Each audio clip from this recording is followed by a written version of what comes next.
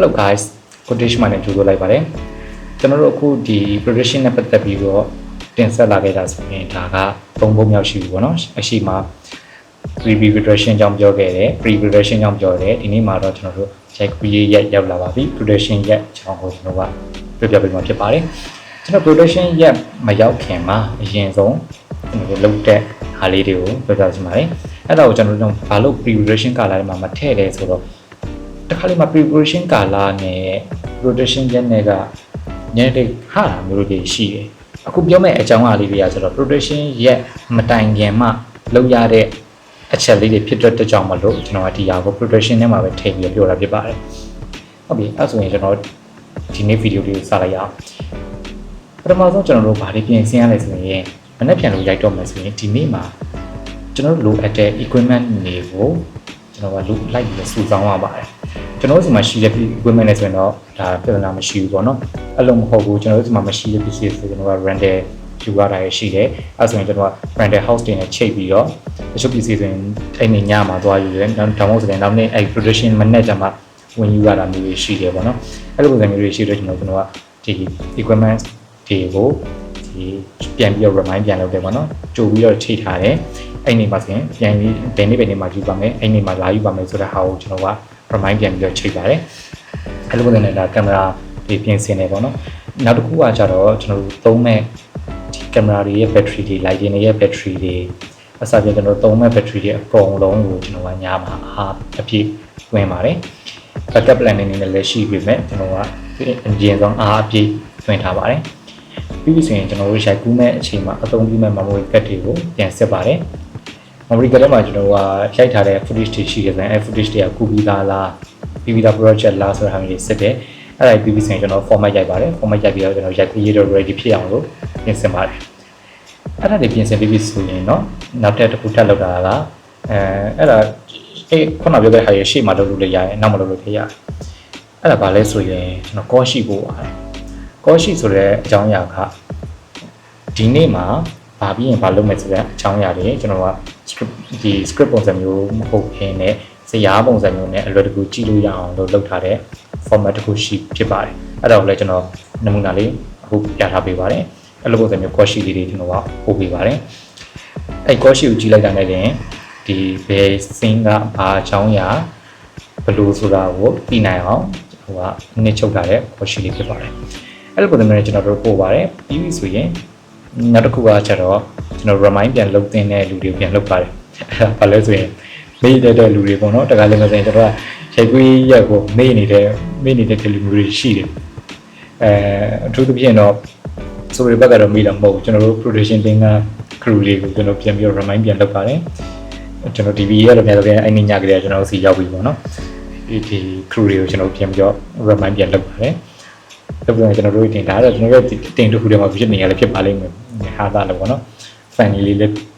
းမတ်တရားလေးဖြစ်တာပေါ့အဲ့လိုမျိုးလေးရှိပါတယ်အဲ့လိုမျိုးလုပ်ပြီးဆိုရင်တော့ဒါ production ရက်ကိုဖြတ်သန်းလို့ရပါပြီတကယ်လို့ကျွန်တော်တို့ဘက်က production ကားကိုသုံးမယ်ဆိုရင်တော့ကျွန်တော်ကအိမ်မညပါတယ် production ကားကိုပြန်ပြီးတော့ remind ပြန်လုပ်ပါတယ်မနေ့ကပဲချိန်ဆိုတာမျိုးတွေ remind လုပ်တယ်ပေါ့နော်အဲ့လိုလုပ်ပြီးဆိုရင်တော့ကျွန်တော် shooting ရက်ရောက်ပြီဟုတ်ပြီပထမဆုံးမနေ့ကင်းစပြီဆိုတာနဲ့နောက်တော့ double check တစ်ခေါက်ပြန်လုပ်ပါတယ်အဲ့ဟာကကျွန်တော်တို့ battery တွေပေါ်အားသွင်းပြီးလား memory card ready ဖြစ်ပြီလားနောက်တစ်ခုကကျွန်တော်သုံးမဲ့ PC စိတ်ရင်းအတိုင်းအကုန် ready ဖြစ်ပြီလားဆိုတာကို check လုပ်ပါတယ် check လုပ်ပြီးကျွန်တော်ပုံနှိပ်နဲ့ထည့်ပြီးတော့ကျွန်တော် shooting ကတော့၎င်းဆိုတော့ဘက်က client ဘက်က transportation တော့၎င်းတစ်ခုပေါ်ကျွန်တော်ကတင်ပြီးတော့ shooting စထွက်လို့ရပါတယ်အဲ့လိုပုံစံမျိုးနဲ့ကျွန်တော်ကအစုရက်ဟိုရှောက်ပြီးပေါ့နော်ကျွန်တော်ကအဲ့ဒီ call sheet ထဲမှာလည်းပါတယ်ဘယ်အချိန်ဘယ်နေရာမှာစုရက်ဆိုရကျွန်တော်ကပြောပါတယ်အဲ့စုရက်ကိုကျွန်တော်ကသွားပြီးတော့စောင့်ပါတယ်ညတော့ပြန်ကျွန်တော် production team တွေအစောဆုံးလုပ်တာများပါတယ်အဲ့လိုပဲကျွန်တော်တို့ shooting နေရာပထမဆုံး fasting ရိုက်မဲ့နေရာသို့မဟုတ်တနေရာမှာကျွန်တော်ကစုရက်အနေနဲ့ချိန်ပါတယ်စုရက်ချိန်တဲ့အခါမှာပထမဆုံးရိုက်မဲ့နေရာကိုချိန်နာကခက်ရှားပါဘာလို့ကျွန်တော်ရက်ကူးရေးမှာကျွန်တော်တို့ shooting ကားနဲ့ line မဲ့လူတွေရှိရဆိုရင်ကျွန်တော်သူတို့တွေကလာရလွယ်တဲ့နေရာမျိုးဖြစ်အောင်လို့ကျွန်တော်က shooting location တစ်ခုစီစဉ်ပြီးတော့စုရက်တစ်ခုစီစဉ်ပြီးတော့စုပြီးတော့သွားတယ်ပေါ့နော်အဲ့လိုပုံစံမျိုးနဲ့ ကျွန်တော်ကစုရက်ပြင်ဆင်တယ်အဲ့စုရက်တွေပထမဆုံးရိုက်မဲ့နေရာနဲ့အနီးနားလေးဖြစ်အောင်တော့ကျွန်တော်စီစဉ်ပြီးတော့သွားပါတယ်အဲ့လိုမျိုးမျိုးနဲ့ကျွန်တော်က shooting စထွက်တယ်ပေါ့နော် shooting ရိုက်တဲ့နေ့မှာဆိုချိန်ပြင်တော့ရိုက်မဲ့နေရာရောက်ပြီဆိုရင်အရင်ဆုံးဘာရင်လောက်လဲဆိုရင် DOV location မှာဘယ်လို frame တင်မလဲဘယ်လို lighting ချမလဲဆိုတာကို DOV ကကြည့်ပါတယ် DOV ကနေရာချပါတယ်ကျွန်တော်ကတော့ဘာလုပ်လဲဆိုရင်ဒီပါဝင်မဲ့ actor ဒီ scene မှာ video ဆောင်မဲ့ actor တွေကိုတစ်ခေါက်ပြန်ပြီးတော့ training ပြန်ပေးပါတယ်ဒီနေရာမှာဒီလိုပုံစံမျိုးလိုချင်တယ်ဒီလိုပုံစံ video ဆောင်ချင်တယ်ပြီးတော့ dialogue ပါဆို dialogue တွေချပေးတာမျိုးတွေလုပ်ပါတယ်အဲ့ပုံစံလုပ်ပြီးတော့ scene တယ်ပေါ့နော်အဲ့လိုပုံစံပြီးပြီဆိုရင်ဒီ DOP တည်ထားတဲ့ shot ကိုကျွန်တော်ပြန်စစ်တယ်ပေါ့နော် DOP တည်ထားတဲ့ shot ကကျွန်တော်လိုချင်တဲ့ shot နဲ့ okay တယ်အဆင်ပြေတယ်ဆိုရင်ကျွန်တော်အဲ့ shot တိုင်းရိုက်တယ်တကယ်လို့မကြိုက်ဘူးဆိုရင်ကျွန်တော်ပြန်ပြီးတော့ control ပြန်လုပ်ပြီးတော့ကျွန်တော်ပြန်ပြီး framing ပြန်ချတာလေ composition ပြန်ချတာလေလုပ်ပါတယ်အဲ့လိုပုံစံမျိုးနဲ့ဒီ shot တွေကိုရိုက်ကူးသွားတယ်ပေါ့နော်အဲ့လိုပုံစံမျိုးနဲ့ကျွန်တော်တို့ shooting ရက်1ရက်တော့၎င်း2ရက်တော့၎င်းရိုက်ကူးရေးကိုကျွန်တော်ကရိုက်ကူးသွားလိုက်ပါတယ်အဲ့ဒါပြီးပြီဆိုရင်တော့ကျွန်တော်ကဒါရိုက်ကူးရေးပြီးပြီလို့ပြောလို့ရတယ်တစင်းဖြုတ်တော့မယ်ဆိုရင် location တစ်ခုနဲ့တစ်ခုရွှေ့တော့မယ်သို့မဟုတ် scene တစ်ခုပြီးပြီဆိုရင်မဖြစ်မနေပြန်စစ်တင်လာပြီဘာလဲဆိုရင်ကိုလိုချင်တဲ့ shot ပြေဆုံးရလားနောက်တစ်ခုကကြတော့ဒီရိုက်ထားတဲ့ shot တွေကအသုံးပြုလို့အဆင်ပြေရလား footage ဖြစ်ရလားဆိုတာကို second check အနေနဲ့ကျွန်တော်ပြန်ချက်ပါတယ်တကယ်တော့ကျွန်တော်ရိုက်ကြရတော့တကယ်ကြိုက်ပြီဆိုမှ footage ယူလာပေါ့နော်အဲ့လိုမဟုတ်ဘဲနဲ့အဲ့မှာလဲကျွန်တော် footage တစ်ခေါက်ယူခဲ့ပြီးscene တစ်ခုပြောင်းတော့မယ်ဆိုရင်ကျွန်တော် double check ပြန်လုပ်ပါတယ်တစ်ခါလေးမှဆိုရင် double check လုပ်လိုက်တဲ့အချိန်မှာရိုက်ပြခြင်းနဲ့ shot လေးတွေထပ်ပြီးပေါ်လာတာမျိုးရှိတယ်လို့အဲ့လို double check လုပ်လိုက်တယ်ဆိုရင်ကျွန်တော်အမားနေပါမယ်ပြီးတော့ဒီ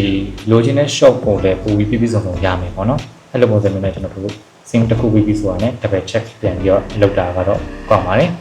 အဲ့ဒါပြီးမှသာကျွန်တော်ကနောက်တစ်ဆင့်ကိုဆက်ပြီးတော့ရိုက်ကူးရေးလုပ်ပါတယ်ဒါဆိုရင်ကျွန်တော်ဒီလိုပုံစံရိုက်ပါပြီရိုက်ပါတယ်ပေါ့နော်ရိုက်တော့ပြီဆိုရင်တော့ဒါ shooting ရက်ကပြီးပါပြီ shooting ကိုအောင်မြင်ပြီးပေါ့နော်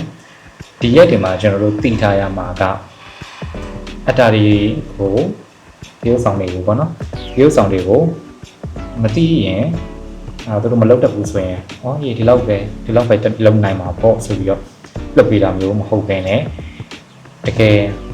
အကောင်းဆုံးဖြစ်လာအောင်ဒီကိုကျွန်တော်ကညှစ်ထုတ်တတ်ဖို့လိုပါတယ်အသေးစိတ်ပြောပြတတ်ဖို့လိုပါတယ်အဲ့ဒီအတွက်ကိုလည်းကျွန်တော်တကယ်စင်းနေနဲ့တကယ် shot တင်နဲ့အတူနောက်မှလည်းကျွန်တော်ဗီဒီယိုတွေထပ်ပြီးတော့လုပ်ပေးပါအောင်မယ်